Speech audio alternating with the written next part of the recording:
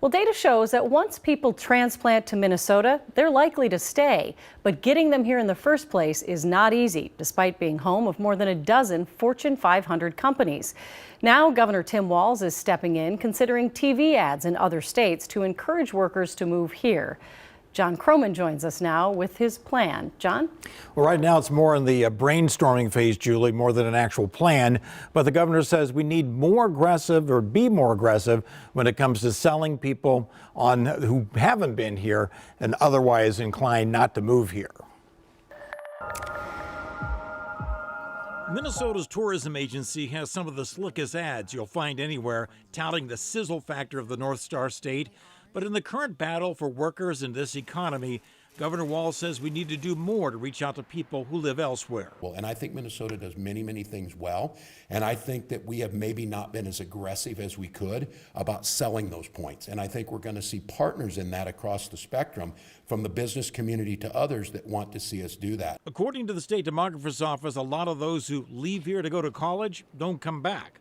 That's one of the reasons domestic migration in yellow here has gone from the positive side of the bar to the negative side in the past 20 years.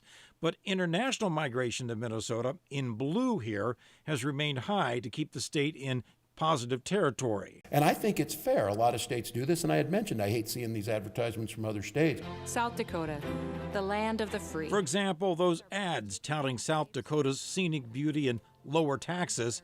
Walz says he's considering running ads in Florida, where Governor Ron DeSantis has signed a bill barring teachers from lessons on gender orientation. To know what the state of Minnesota values in education and communities value in education, if I'm a teacher, this is a state you want to teach in. It's not just the weather that makes some people think twice about coming here.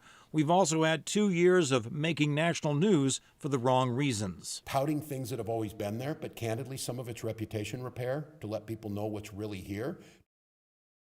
We expect to hear more about this as we get closer to the session and how the state's tax rates might enter the debate.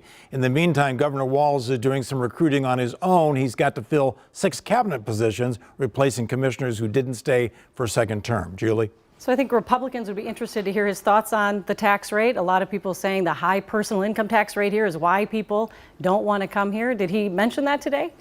He has mentioned it in the past, how the fact that we are a high tax state and also a high service, like you get what you pay for, has kind of been his mantra. But with the $17 billion projected surplus, I'm sure we'll see some efforts to reform taxes here. All right. Thank you, John.